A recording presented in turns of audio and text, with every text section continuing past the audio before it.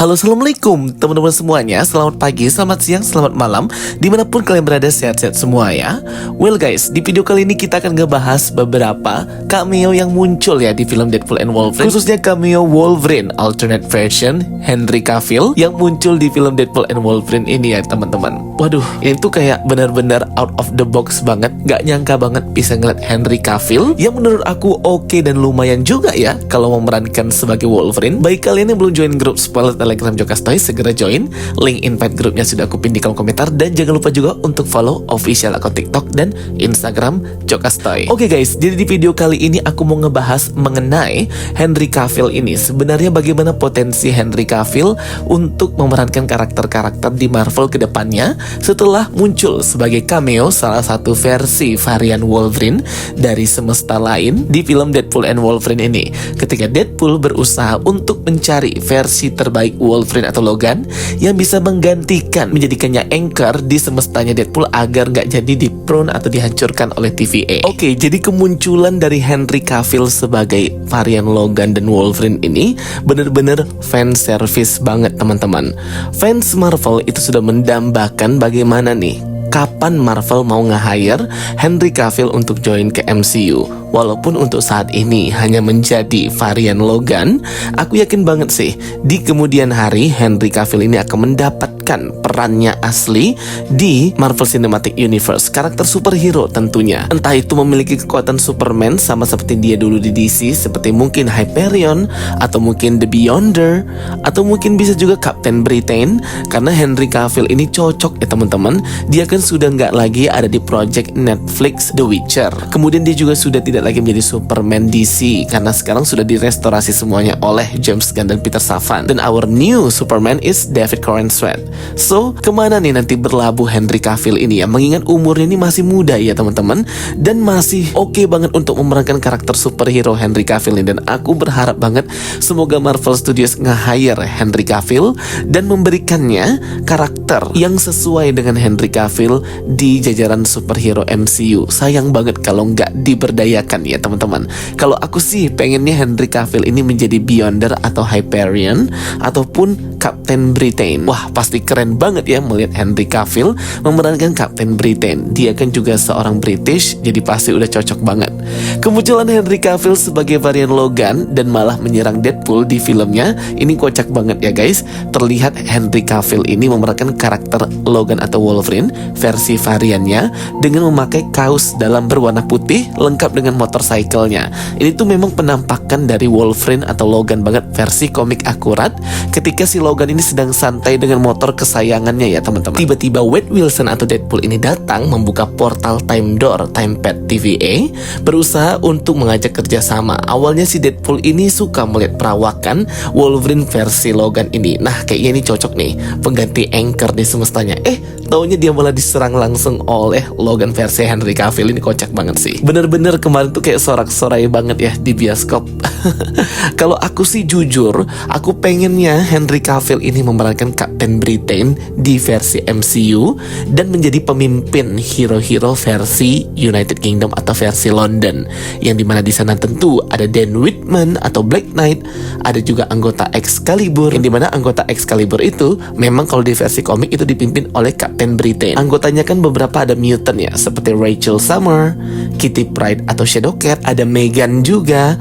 Jadi pasti keren banget ya guys. Kemarin sempat dirumorkan kalau Henry Cavill ini akan memerankan karakter Logan atau Wolverine versi brown atau versi coklat, versi memakai jubah warna coklat, maksudnya seperti itu. Tetapi ternyata berbeda dari versi filmnya, dan memang penampilannya hanya sebentar beberapa detik saja dan hanya sebagai cameo. Jadi tidak memberikan dampak ke story atau jalan cerita dari film Deadpool and Wolverine ini. Kemudian cameo berikutnya yang di luar Nurul dan yang gak disangka-sangka adalah kemunculan Chris Evans sebagai Johnny Storm atau Human Torch.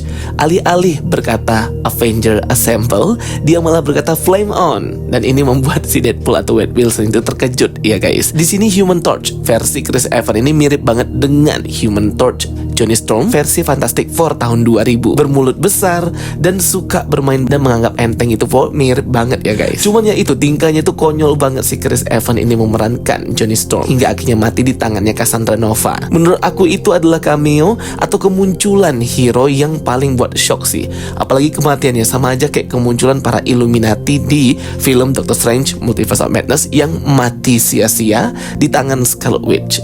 Apalagi si Reed Richards yang jadi spaghetti itu guys. Memang di film Deadpool and Wolverine ini full dengan cameo dan penampilan karakter-karakter hero terdahulu, dan malah terkesan film ini tuh kayak film fan service. Banyak sih yang mengkritik hal ini ya. Sama lebih kurang sama kayak Spider-Man No Way Home.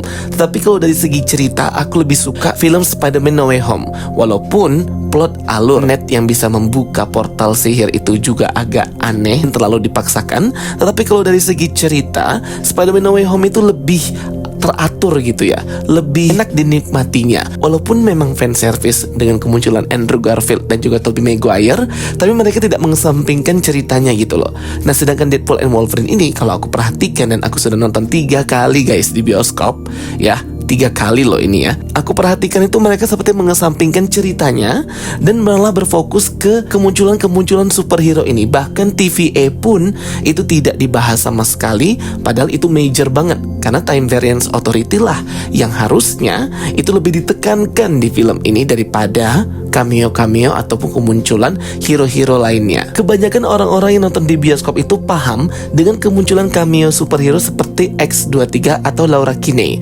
Sedangkan kemunculan Elektra, Blade, serta Gambit versi Channing Tatum ini tuh mereka kayak bingung gitu ini siapa. Jadi bener-bener hening sih pas kemunculan mereka. Tetapi pas kemunculan X-23 atau Laura, mereka langsung kayak ada reaksi gitulah teman-teman di bioskop juga. Gak semua orang bisa menikmati kemunculan cameo-cameo ini. Beda kayak versi Spider-Man No Way Home, dimana semua orang tuh tahu banget itu Tobey Maguire, Andrew Garfield, dan juga para villain lainnya seperti Green Goblin, Dr. Octavius. Pokoknya tuh kayak beda lah ya. Tetapi kalau di compare dengan Multiverse of Madness, aku tetap lebih suka Deadpool and Wolverine karena aku masih bisa gitu menikmati si Deadpool and Wolverine ini. Sedangkan Multiverse of Madness itu filmnya bener-bener full dan penuh banget sampai nggak bisa mencerna lagi. Kalau Multiverse of Madness, bagi yang nggak pernah ngikutin MCU apalagi nonton series-seriesnya, tambah nggak bisa ngikutin lagi. Cuman kelemahannya dari film Deadpool and Wolverine ini itu sih screen time, penjelasan Time Variance Authority,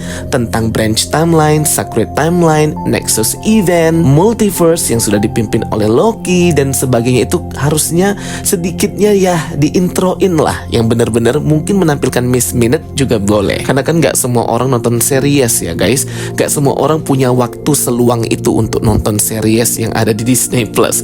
Kecuali kalau kayak kita fans Marvel, oke lah. Oke guys, itu dia ya video penjelasan dari aku. Semoga bisa menambah informasi dan menghibur kalian semuanya. Pokoknya di sini full senyum banget ya semua fans Marvel after 2024 ini, apalagi after pengumuman SDCC ya, Avengers Doomsday, Avengers Secret Wars, The Fantastic Four First Step, belum lagi Thunderbolts. Wah, pokoknya kita pesta bareng nanti. Oke guys, thank you for watching my videos. Don't forget to like and subscribe. Bye bye and see you next time.